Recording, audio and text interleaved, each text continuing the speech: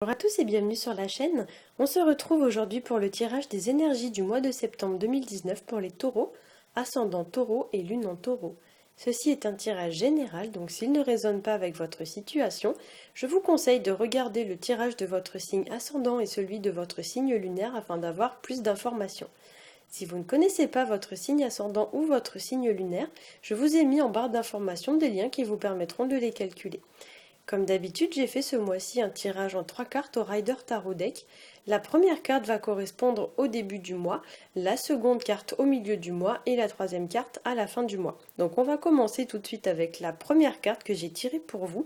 Et il s'agit de la carte du magicien qui s'appelle dans le tarot de Marseille la carte du battleur. Et c'est une carte qui nous parle du commencement ou du début d'une situation qui voit le jour. Il y a l'idée voilà, de concrétiser un projet. On peut aussi avec ce tirage y voir une forme de transition entre le début d'une situation et la fin d'une situation, puisqu'ici vous avez la première carte du jeu et ici vous avez la dernière carte du jeu. Donc pour certains, il y a vraiment une page qui se tourne ce mois-ci de façon à pouvoir en ouvrir une nouvelle. Le battleur va aussi évoquer tout ce qui est de l'ordre de la fougue, du dynamisme, de la volonté de mener à bien un projet avec l'idée qu'on s'y investit vraiment pleinement. On fait beaucoup d'efforts, c'est une carte vraiment d'action. Donc effectivement, avec cette carte, c'est pas la passivité qui est recommandée, c'est vraiment le passage à l'action. Attention quand même avec cette carte de ne pas vous lancer non plus tête baissée sans réfléchir, parce que dans les mauvais aspects de la carte, le battleur peut représenter une personne qui est tellement portée sur l'action qu'elle en oublie un petit peu d'étudier le projet et qui se lance voilà un peu bêtement et puis qui du coup après le regrette. Dans ces mauvais aspects aussi, la carte du battleur peut représenter une personne. Alors souvent c'est une personne qui n'a pas vraiment la tête sur les épaules, une personne qui est encore un peu immature puisque la carte représente un enfant, donc ça se voit pas trop sur cette version du jeu. Mais normalement, dans le tarot de Marseille traditionnel, c'est vraiment un enfant qui est représenté sur la carte. Donc soit vous avez une situation dans votre vie qui est liée à un enfant, soit cette carte va représenter une personne mais avec le comportement enfantin, une personne immature, une personne qui n'a pas la tête sur les épaules. En fait, souvent la carte du magicien ou du battleur, on la voit un petit peu comme... c'est un petit malin, en fait, c'est la personne assez rusée, assez enfantine, mais quand même assez fine pour arriver à ses fins. Donc effectivement, il y a un côté un peu stratège qui émane du personnage. Souvent, moi, je la compare aux gens qui, vous savez, qui travaillent sur les marchés, vous voyez, qui vont vous dire ah mon produit, il est super, vas-y, achète et tout. Les gens, vous voyez, qui n'ont pas de scrupules, limite à vous mentir pour arriver à leur fin. Des gens qui ont beaucoup de tchatch, beaucoup de bagou, qui n'ont pas peur d'oser, mais vraiment dans le sens excessif du terme, les gens voilà, qui n'ont pas peur voilà, de se lancer, hein, mais du coup, c'est pas forcément la meilleure façon de faire. Hein.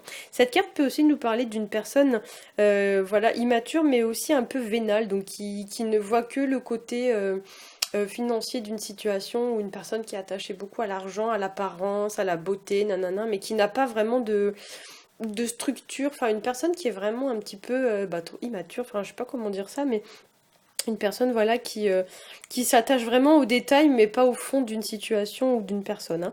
Ça peut nous parler aussi d'une personne impulsive, donc un petit peu avec un tempérament d'adolescent, donc qui se lance tête baissée comme ça mais qui bêtement réfléchit pas.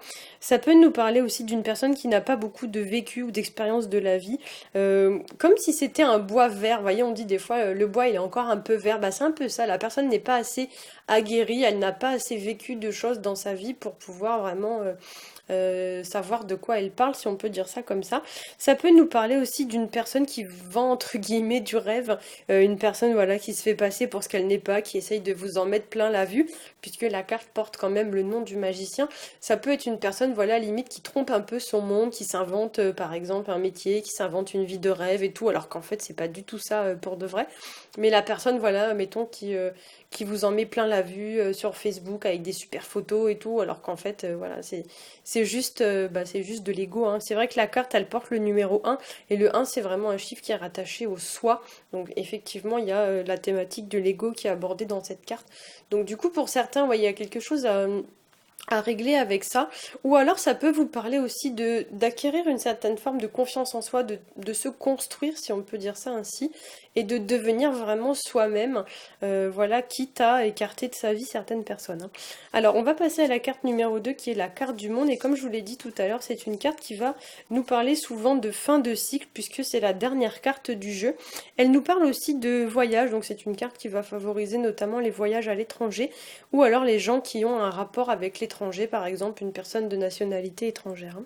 C'est une carte qui peut nous parler aussi, donc le monde, ça peut représenter le monde qui nous entoure, à savoir la société dans laquelle on vit. Et pour certains, vous allez avoir une situation ce mois-ci qui va être en lien avec votre entourage ou avec des gens de votre entourage. La carte vous invite aussi à trouver votre juste place, on en a parlé juste avant avec l'idée de se construire, comme si vous deviez trouver votre juste place, peu importe l'opinion que les gens porteront sur vous, ne tenez pas compte du regard des autres et de ce qu'ils vont dire, hein. La carte du monde, ça peut nous parler aussi de réussite, de succès, de la fin d'un cycle ou d'une situation qui va arriver à son terme, hein, puisque comme je l'ai dit, c'est la dernière carte du jeu. Ça peut nous parler aussi des gens qui sont un peu dans leur monde, des gens qui se coupent un peu du milieu extérieur, qui sont un peu dans leur bulle, et on voit bien ça sur la carte, on voit une personne qui est complètement entourée d'une espèce de bulle. Alors en fait c'est une couronne de laurier, mais dans tout ce qui est de l'ordre du tarot psychologique, on considère que c'est une bulle. Donc effectivement, pour certains, vous allez ressentir le besoin peut-être de vous protéger ou de vous mettre un peu à l'écart vis-à-vis d'une situation, voire même ça peut nous parler d'une personne qui est un petit peu sur la défensive, on peut voir cette bulle comme une muraille de protection, et d'une personne du coup qui n'est pas très ouverte aux autres, hein. Ça peut nous parler aussi de se dévoiler un petit peu, de se mettre à nu face à une personne ou à une situation, comme si on était trop replié sur soi-même. Et ça peut nous parler également d'une notion un peu de gestation. Alors soit c'est carrément une personne qui est enceinte, où il y a l'idée d'avoir un enfant qui arrive dans une situation, parce qu'on a quand même la carte du magicien qui est normalement un enfant. Mais effectivement, souvent la carte du monde, on peut la voir comme un embryon en fait dans un utérus, et du coup ça peut très bien nous parler d'une forme de gestation. Alors soit c'est vraiment un enfant, soit c'est une situation qui est en gestation, c'est-à-dire qu'il y a quelque chose qui se prépare à être mis en place mais qui n'est pas encore arrivé. On peut y voir voilà l'idée d'une naissance ou même d'une forme de renaissance, voilà, où pour certains vous avez des projets qui vont bientôt être annoncés, mais pour l'instant vous gardez un peu ça pour vous et vous ne l'avez pas encore annoncé à tout le monde, hein. Alors on va passer à la dernière carte qui est la carte de la tour, et c'est une carte qui va nous parler d'un changement de situation. Alors souvent c'est un changement de situation qui est quand même assez, comment dire, irréversible, dans le sens où c'est une situation où souvent après c'est un peu difficile de revenir en arrière. Donc c'est une situation qui change de forme, ça peut être n'importe quoi, n'importe quelle situation, mais il y a quelque chose qui change de forme, qui évolue, qui se transforme. Il y a l'idée avec cette carte de déconstruire quelque chose qui va pas pour reconstruire ensuite par-dessus quelque chose qui est beaucoup plus épanouissant, qui est beaucoup mieux et qui est beaucoup plus en accord avec vos valeurs.